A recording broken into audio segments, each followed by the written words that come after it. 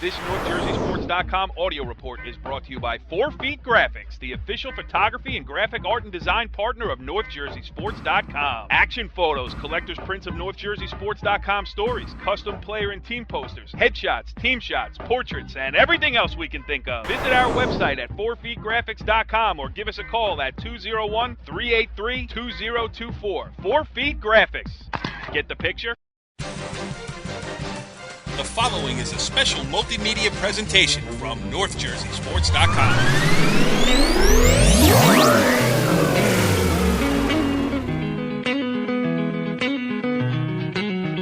Back on the wrestling show, NorthJerseySports.com's original multimedia series talking all things North Jersey wrestling. And you would not believe it, but this is Season 4, Episode 1. We'll call this the preseason edition. I am Corey Doviak, being joined by a long list of usual suspects here on the wrestling show. First off, we have my man, Kenny Sarajian, a guy who is doing a ton of work behind the scenes to get ready for this opening episode of the season. Kenny Sarajian, nice to have you back, pal. Corey, a dream to be with you again. Thank you. Oh, Kenny, you make my heart melt right out of the gate here on the wrestling show. We got our first beep. That must be our next guest chiming in, Rick Babitts, the head coach of the Northern Highlands wrestling team. What's going on, Rick? Not much. How are you guys doing? Long time no hear. Yeah, and for those who don't know Rick Babitts, let's just do a short introduction so that we know a little bit about his personality. He is the most interesting man in the world. He certainly is. The next member of our panel is the guy who he gets accolades from all over the place. And if you were with us last year, he went over 100 wins in his career as the Pascack Valley head coach. And the platitudes were just gushing in to explain his greatness. Here's one, just so we can refresh your memory, about Tom Gallione. A kid that worked hard to achieve the level that he got to. He worked hard to achieve the level that he got to. Tommy, what's going on? Not much. Good to be back with you guys. Glad to see Kenny got the co-host spot back. Yeah, well, he did do a lot of work in the off season here to get things back going in the right direction. And the last member of our crew, now his introduction I would play for you, but it needs to be updated because 2 years ago we did a long one for him, but with all of the accolades, awards, and everything else won by Bergen Catholic last year, we need a refresh on that, so we'll hold that to a little bit later in the season. But he is Bergen Catholic assistant coach Donnie Spataro. What's going on, Don? Not much, guys. Set the agenda for tonight's show. I am taken aback a little bit by Donnie Spataro, and that beep you heard was me furiously racing to do the first edit of the season. Thank you for keeping me on my toes, Donnie. So we'll lay out a couple of things. Not too much on the rule change aspect. There is one that we will talk about going into this new season a little bit. We do have some other interesting news, some breaking news, as a matter of fact, going on here. And hold on. That is our breaking news sounder. As Region 2, long held in Hackensack, the wrestling tournament will move this year, although the site is to be determined. We just got some late-breaking information on that. We'll go into that. We'll talk about some teams to look out for. We'll also mention a few of the coaches who have stepped down, some changes going on the sidelines for wrestling this season, and then we'll get into the whole NJSIAA/football/wrestling and how that affects what's going on here this season. So let's get right out of the gate. Tommy Gallione, our resident head coach, one of the two on our staff here. I want to talk a little bit about the new rule change with technology being allowed into play here during this wrestling season. Well, one of the rules that was brought to our attention this year, a new rule, is during an injury timeout, if you are filming the match with an iPad, an iPhone, whatever, you could show your wrestler, during that timeout, some of the footage that's happened from earlier in the match. So, I don't know whether or not, I'll use any of this stuff, but just kind of an interesting, little rule that you can show right from the bench there, during an injury timeout. So, with all technology these days, people have all the iPads on the side of the mat, you could, you stop your footage and you can quickly show a kid, a situation or two that they might have been in earlier in the match that might help them in the long run. Still not sure whether I'll use it. I don't know what these other guys are thinking, but, just an interesting new rule out there. Yeah, it is interesting because the creeping of technology, to me, it has killed the NFL with instant replay and everything else like that. Baseball's talking about expanding it more. And then it's gone down into the college level, and it was only natural that it was going to get down into the high school level. I don't know if we'll ever see instant replay to overturn calls in a high school football game or baseball game or anything like that. But this does show that the technology will be taken advantage of this year. And you know what? In some ways, I give credit for, stopping the denial of how technology is going to come into play here. I mean, this is crazy. Every kid, nobody even watches matches anymore live. They sit there in the stands looking through their iPhone or their iPad. I mean, why lift your head up when you can watch it on a screen? But Donnie, how does that? You're a technology forward guy. I mean, you see you at a match, you got all your equipment there, you got your laptop, you got your mobile hotspot, all that stuff. Is that something that you guys would think about using? Is the iPad in match situations? Tell you the truth, I have mixed feelings on it. I mean, if someone takes a timeout and they're real hurt, I don't know how they have time to sit there and review tape or a video. But, I mean, it is interesting that you could use it. I mean, if your opponent calls the timeout, he's injured, I can see that, how you can use it to your advantage and show your kid what they're doing wrong. But, I mean, things would happen so fast. I don't know how you would tape it and get to the iPad and move back. Corey, one thing, you can't use it to, and they made this pretty clear at the meeting, you can't use it to, like, later on, just like anything, go up and show, or during that injury time, let's say one of Donnie's kids is hurt and, I have footage, the iPad, I can't bring it to the ref and say, look, you missed this call either. You know what I mean? So it's only really used just for your kid, like if Donnie's kid was hurt and I had, a chance to talk to my kid, could I use it there? Yeah, that would probably be your more effective way of ever using it, but still, I don't even know if, I'll go forward with that. So, Rick? Yeah, Rick? Donnie makes a great point. Go ahead, Kenny. Rick, you going to use it? I just can't believe these rules actually come about. I mean, you got 90 seconds of an injury time, and I'm going to show the kid videos. I mean, it's hard enough to get the kid, if he's hurt, I'm going to be tending to the kid's injury, and somebody's going to be standing next to me showing him video footage of the other kid. I'm going to tell you, guys, I think one of the reasons why this was originally brought up is some coaches do sit there with their iPads or assistant coaches, and they're either looking up records on the HS Scorebook website, or they're actually inputting the match live, which each match is required to do, to put the results in as soon as they can for the computer. So I think that got brought up by someone saying, some coach is sitting there with his iPad on the in the seats, by the bleachers or whatnot, on the bench. And this is one of the ways I think that, it's made to be okay to use technology. I don't think it was so much on reviewing film in 30 seconds or 20 seconds. I think it was more or less being able to have the technology with you for other reasons.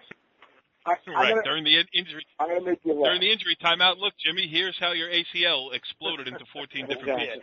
Go ahead, Ken. Hey, Corey, I'm going to make you laugh. Yes. Because Donnie will remember back when I used to help Jimmy Gallione run the district over at Westwood, when videotape first came into play, you could only videotape your kid wrestling. You couldn't videotape another kid wrestling. And after every round of the tournament, we used to confiscate the tapes so that people couldn't go home and watch it. I mean, look where we've come to today. My funny thing is that I can hardly wait till we get to the George Jockish, BCCA George Jockish holiday tournament. And some coach is trying to tell a kid what to do, as Rick and Donnie and Tommy pointed out, that 90 seconds. They're trying to get the kid to focus. And some father's going to come out of the stands, and this is going to happen. I'm telling you guys now, and say, Coach, I got it on tape. Let me show it to you. And the coach is going to look at the father and say, get the out of here. But you mark my words, that will happen. Kenny's going to be running over there with the big VHS recorder on his back and be like, hey, look, let me hit rewind. It's funny that Kenny brought that up. I actually have a VHS tape, where my dad borrowed a friend's recorder at the time and was taping a match, and one of the officials from the district told him to put it away, that he wasn't allowed to tape, and you can actually hear it and actually see it in the footage.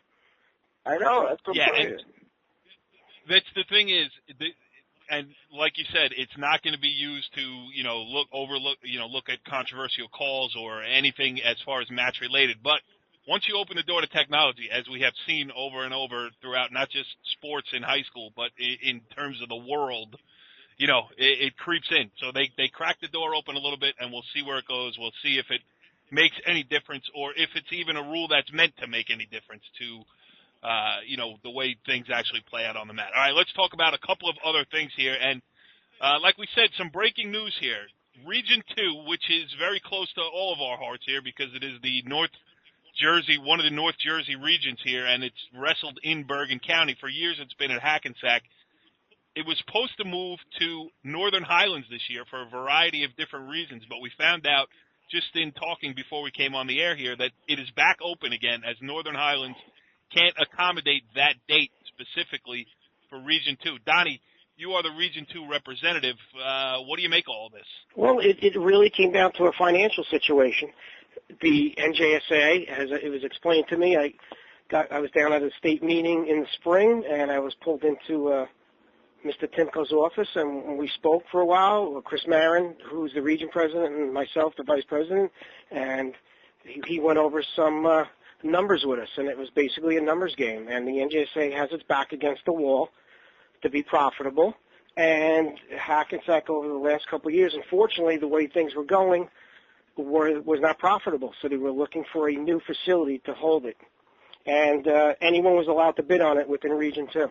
So, Rick, maybe you could fill us in a little bit. I mean, it was supposed to be at Northern Highlands, and I guess that plan is now scrapped. Yeah, my athletic director asked me if I would be interested in holding the regions there, and I thought that would be a great opportunity to bring our region into our school. I know our facility was small, but it does have a lot to offer. The only problem would be the seating capacity, and I wasn't sure if it was the best place to have it, but I was told that not a lot of schools were going to be able to have it, so I didn't want the region to not have to go through the problems of trying to find a place. So, we volunteered. I said no problem. We'd love to have it. And then I just got a call last week that there was some kind of date change for our school musical, which is a little embarrassing to me. But my hands are tied. I'm just a wrestling coach over there, and I guess there were contracts and things that you can't get out of, and so we told the state that we weren't available to have it. Kenny, now you're a little bit of a singer, as we have some evidence of. We are the world. What do you think of the spring concert? What do you think of the spring concert moving Region 2 now into flux a little bit here? You know what? It's amazing because these things are scheduled so far in advance. I know at our school, I can tell you the dates of all that stuff. I think it's a shame. I did have a concern about it being at Northern Highlands, but now the question is, who can hold it? Who's big enough? Who wants to? And, the money is the issue. And Donnie had some more insight into that. Rick, did you say that Fairlawn was interested? I was told that Fairlawn might be interested. I was told Ridgewood might be interested. But that's all I heard. I mean, that's just coming from, what I'm hearing. The coaches would like it. Of course, as we all know, there's a lot more to it than that. Availability, finances like you guys are talking about. So it's just being thrown around that those are a couple schools that came up that might be interested in holding it. I think one of the other factors that affects whether you're going to have it or not is ironically your basketball teams. Because if your basketball teams are going deeper into the states, I know these basketball coaches get a little concerned about giving up essentially their main gym for Friday night and all day Saturday. So I think they're in a quandary now. I mean, I don't know if they'll go back to Hackensack and say, can we look at this again, or whether Fairlawn can do it, or where we'll be. But it's something they got to resolve quickly. Yeah, they do have to resolve it quickly because the season is right around the corner. All right, and the next topic we will touch on here is returning. Well, you know what? North Jersey is positioned for a great run this year. Again, 5 of the 6 state champions from North Jersey last year return to the fold again this year. It should be a great race for team titles and everything else, especially on the parochial side. We have 3 New Jersey teams ranked in Flow Wrestling's top 20 national rankings. 2 of them, Don Bosco Prep and Bergen Catholic. BC is number 5, Bosco number 19, and then from down south we have Boundbrook as well. So we'll touch on some of the teams who we think we should be looking out for this year, and obviously when your team is ranked number 5 in the nation and you have the assistant coach here on the wrestling show, Donnie Spataro, expectations huge at Bergen Catholic this year. It's very big. I mean, the pressure's on, and the kids know it, and they're being put right to the task right away. We're going to the Beast of the East beginning of the year, Bergen BCCA holiday tournament, and then on January 1st, we're flying out to the Clash, some of the best teams in the nation out in Minnesota. So the first couple weeks is going to be a grind. Yeah, you know what? And we're not going to talk about wrestlers. We'll do that on next week's show. But really, we can't mention, Johnny Sebastian going for his 4th county title this year, his 3rd state championship this year. I guess the one thing that's great about Bergen Catholic's football season, if there's anything great over there on the Oradell campus, is that Johnny Sebastian wasn't playing deep into December this year, and that hurt you a little bit at the start of last season. Not him specifically, but football players coming back. Correct. I mean, he decided it was a family decision, and they felt that it was in John's best interest not to play football this year, or and he took advantage of that. He was able to train more in the off season, which he did last year, but it was hard to in between football practice and doing things on his own on weekends and whatnot. And he gave him more time to heal his body, and I'll tell you what. First day today, I mean, he looked unbelievable. Yeah, first day of practice. And, we talked about, we had him on the show last year. I remember talking to him at the county tournament, just saying getting from football shape where they want you to keep every pound on you to wrestling shape where they want you to drop every pound possible. So, none of that transition for him this year. All right, Kenny, how about what are you looking as far as teams go? You've been talking to some coaches. You got the finger on the pulse of what's happening. How about some public school teams that we can go into with our coaches as well? Well, I actually want to hear from Tommy and what's the other guy's name? Oh, Rick. Who they pick, because then I have some questions for them. I have a cadre of teams that I want to talk about. But let's go to Rick and Tommy first. See who they see as the public school top teams in the county. Yeah, and all right, Rick, we'll start with you. You are the defending North 1 Group 3 state sectional champion, Northern Highlands Highlanders. How about looking around? Give us a little, what are you expecting out of your team and some teams that you'll be looking out for? Well, I lost a lot to graduation last year. I had a lot of talent last year. I wasn't sure. I have a really nice freshman that I just think is going to be outstanding. But I have a lot of new faces. I got about 12 or 13 freshmen on a team. I got graduated quite a few, like 100 and something wins went out to graduation.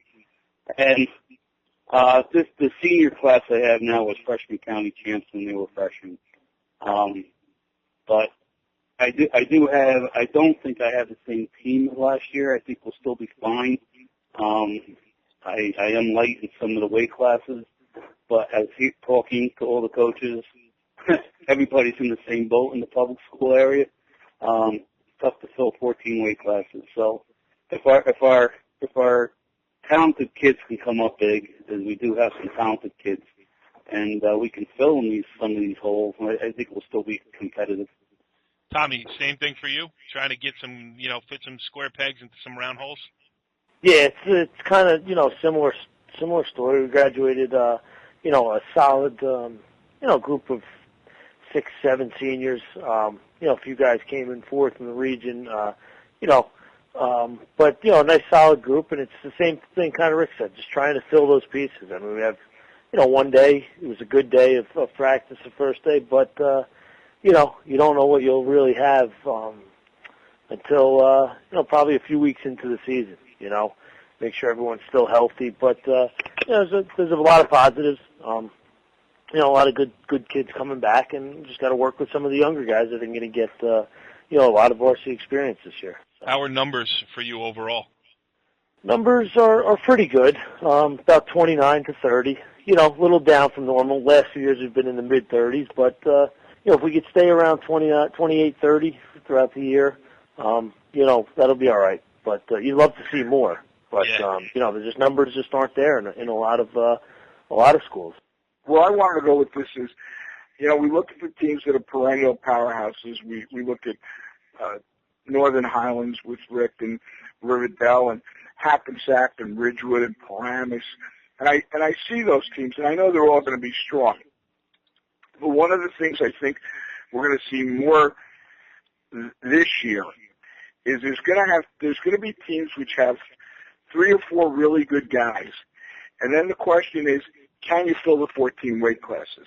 And we're going to get into the football thing, but let me just make a couple points here. I mean, I look at programs like Robbie Ortiz at Old Japan.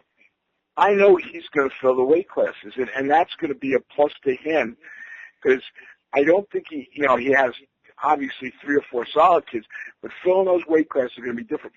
You look at Lodi. Lodi's coming back with 3 district champs. The question is, what are they going to put in the other spots?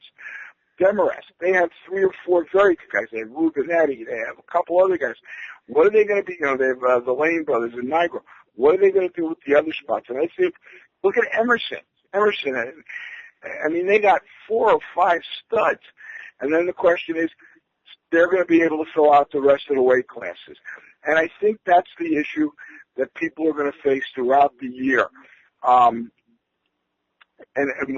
when I look at the teams that I think are going to be the strongest, and I'll go back to Paramus, Ridgewood, Hackensack, Northern Highlands, Riverdale, I think one of the up-and-coming teams, and this is his year to shine, and the guy's been working on the program a couple of years, is Buffalo over Pascack Hills. This is the year that he should be putting it all together. I mean, and he should be winning that division. So I see that, but I still say the essential question for all these teams is, can you fill the 14 spots? And that actually is going to lead me. I'll let them talk about other teams, but I have a new question of the week since you stole my other one. And Wait. Kenny, that's a big thing here. Now, you don't just throw out, I'm going to ask a question of the week. Let me properly set it up. All right. Kenny was getting excited. And now it is time for the segment that is sweeping the high school wrestling world. A segment so confounding, so creative, and so calculated that it often leaves our panel speechless or pleading the fifth. It's Ken Sarajian's Coach's Question of the Week.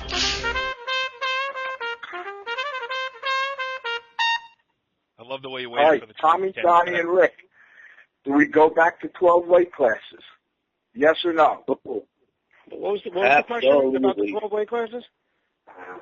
Donnie, the question of the week is, should New Jersey Wrestling go back to 12 weight classes from 14? I say 13. Okay. Because if it's split 6 and 6 or 7 and 7, what's the difference? Yeah, I was actually just talking about this today with one of the coaches. I think 13 is actually, it gets rid of the tie and, gives us, it's tough filling out the 14 weight classes. It really is. That one will make a big difference, I think. I mean, it creates more competition in the room, too. All that stuff is good. What about you, Rick? We've talked about it before, but 14 now, we've had a chance to see how it actually plays out through a full season. What's your thoughts on that? I'll take anything less than 14. Right. I tell you, this is, we go to a tournament in Florida, and it doesn't really affect them that much, talking to the coaches there. I mean, the schools are huge. They have schools, there's 2,500 kids in it to a team, Adapatops out of Miami. They have 5,500 kids. They don't have the problems that we're having. Especially in the upper weights. I mean, it's a big football area, and they actually been wrestling since the first week of October, and it's a numbers game, and we don't have.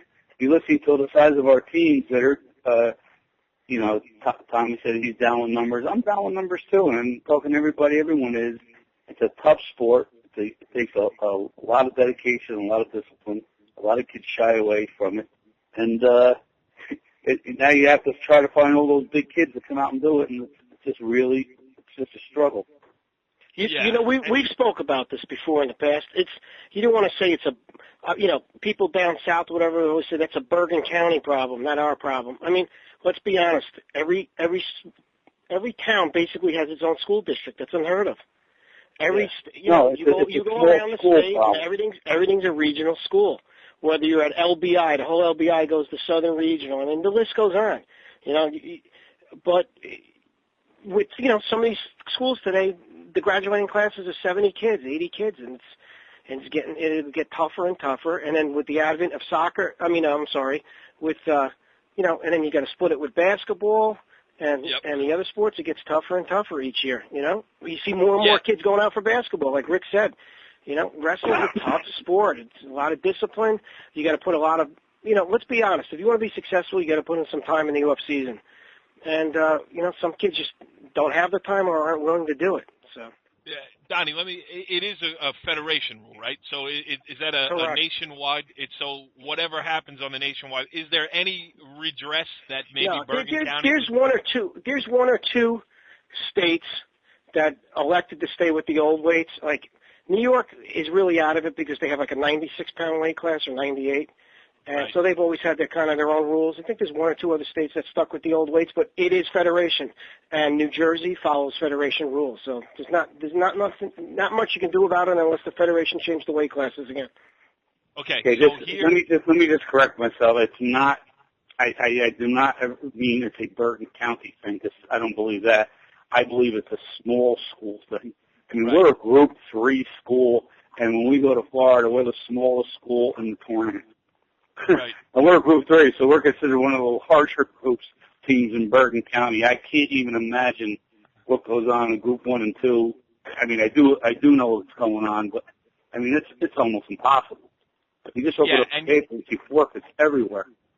Yeah, you see forfeits everywhere, and even they have tried to correct the problem by these co-op programs. And even still, like you look at a Pagoda Weehawken, it's a tiny pool of available wrestlers to draw from.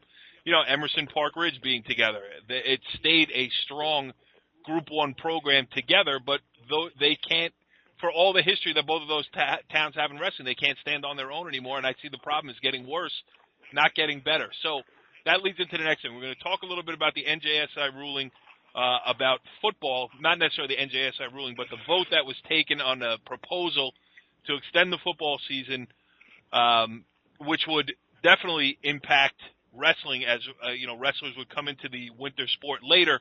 But the other part of it is, Donnie, now knowing about NJSIA protocol, is there a way for New Jersey, North Jersey, wrestling people who are concerned about this problem to bring it to a vote at the NJSA and say, I understand it's federation rules, but this one-size-fits-all does not fit what we have going on here. Is there any way we could, maybe take that to a vote and get this thing changed?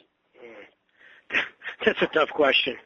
I mean, I'm really not a football guy, so I don't know what goes on behind closed doors with football. But is there a formula where it's possible to get it there? Like could you put together a petition or a committee or something to maybe get it in front of the people who might see it to be able to take a vote on it? I think that would have to be up to you. Probably each school would have to go up to their AD, say something to their AD. A bunch of ADs would have to get together and probably do some type of a proposal and hand it into the NJSA. I mean, that's basically how a lot of things are done. Yeah, Kenny, sounds like we got to get Dennis Nelson on the case. You know what? Maybe we get him and we talk to him this year on it. But you know what? You're going into that other topic, Corey, and I know the state, the ADs voted something like 190 to 90 to vote down the extension of the football playoffs. But Tommy Gallione and I were talking today. I think there's a relevant issue about they still have an 18 bracket for football. Whereas in wrestling, we only have a 16 bracket, and it makes no sense to us why we haven't gone to 8. And Tommy, you want to talk a little bit about some of the things we discussed and what you found out too? Well, actually, it's funny. After I listened to your show, Corey, with Timko, and telling us how the football was was possibly thinking of changing and this and that. I just kind of looked at after the first round of the states in football this year. I went through the whole all the groups, all the first round games. Not one 8 seed beat a 1 seed. And yeah, were there any even close games? There were in some that that were area? close, maybe 8, 9 points. Right. But I think it was a total of the 1 seeds outscored the 8 seeds 900 to like 330. So it's not even, for the most part, 1 or 2 games were close. The rest were complete blowouts. So to use the statement that they've used, this is what just drives me crazy. Use the statement they've used, an 8 can't beat a 1 in wrestling. Well, guess what, guys? An 8's not beating a 1 in football. You know? So let's be honest. It's just not happening. So why are you still doing it? It's for the money. And the point I want to make is, it's not for the money, it's for the money. They made, let's just say, whatever amount of money at Pascagoula Valley when we played Passaic Valley. That's the only reason Passaic Valley was at our school that day. And you know what, Tommy? Talk about this. We go to, if we go to an 18 bracket, which is easier to do time-wise and everything, even though you may have one team dominate the other, you're still going to have good individual bouts. You're going to have tough kids going against. We're 14 different bouts, some of which will have implications for districts, regionals, and states. So there's if the NJSIAA ever wants to talk to me about competition, I will tell them that I know they're full of crap on it, and the issue is the money, because we have a better chance of giving them good competition if we go. And we're the only sport that doesn't have an 18 bracket for state sectionals. And while I'm going, because you got me going now. Oh, geez, he's not going to stop. Go ahead, Kenny. Continue. Don't stop him while he's ranting. Because I'm ranting now. You talk about how it affects our numbers and stuff like this, and you look at Westwood, because Westwood's the perfect example, because we love the guys over there, Paul, and the guys over there, and they're doing a hell of a job. Westwood's playing Saturday. They're 2 of their best wrestlers, Gallagher and Carmelani, right, Tommy? These kids are great football players. Carmelani's probably, one of the candidates for all-county quarterback, and he's going to be playing this week. Now, if they had voted for this new proposal, he would have been going to next week, and he would have been going to December 14th, and he would have had to come back for December 28th for the George Jones Bergen County Coaches Association Holiday Tournament, not as the record identifies it. I'm on a roll, guys. The Bergen Invitational Tournament. I don't know where they made that freaking name up. So let's just cut all the crap and let's talk about when they start our sport. They start our sport today, December 1st, because when Thanksgiving falls. And these kids have to be ready to go. We lose that Saturday scrimmage. I'm not stopping. I'm telling you now. We lose that Saturday scrimmage. We got to be ready to wrestle on the 20th. And they talk about the kids need the time off. Well, except for football, most of the other sports ended on either November 1st or, if you were in the States, November 15th.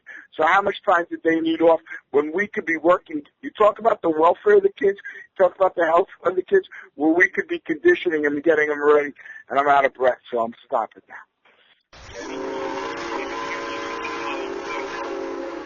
That was the Kenny Sarajian freight train coming through. Go ahead. Back to the small schools, and I don't know how it is at Valley, but I know my stepson's at Ramsey. And how many we're small schools, and how many free sport athletes are there today? The sport's going from one to the other to the next. My kid doesn't get home for 7 o'clock every day for the whole season. They're up at 7 o'clock in the morning. A lot of these kids, because there's such a little break between sports, I think it hurts the sports too. The kids are also they're just tired. There's no break. There's no break. Yeah, there's barely any free sport athletes. I mean, there's very few in our school. I mean, there's not a lot. There's, it's too much. You can't blame them. 10 years ago. It's just too much. It's true because and then you get the overuse injuries. You get the in soccer we talked about it a million times about how the academies try to keep kids from playing high school soccer so they can play year round in these academy systems too. I mean, these are issues that we should definitely go into further. We have in the past, but we got to keep going, as Kenny says, and just bring to light the idea that this is still high school sports. It really is about having fun. You know, that's almost a lost commodity in all this that has gone on here with rule changes and everything else. But I think we laid the groundwork for what is going to be a great season here on the Wrestling Show. Season 4, Episode 1. And Kenny, Season 4, can you believe it, man? It's great. We will continue next week. We will go into some of the wrestlers that we should be looking out for this year. We'll talk about, you know, a little preview on what to look for in the George Jockish Bergen County Coaches Association Holiday Wrestling Tournament, which takes place at Rockland Community College. We got the whole name front to back. We get it right here on the Wrestling Show. So for Episode 1, I think we laid the groundwork, and we will move forward next week. So thanks for joining us. And Donnie, you're welcome for bleeping out the beginning part. Follow the leader.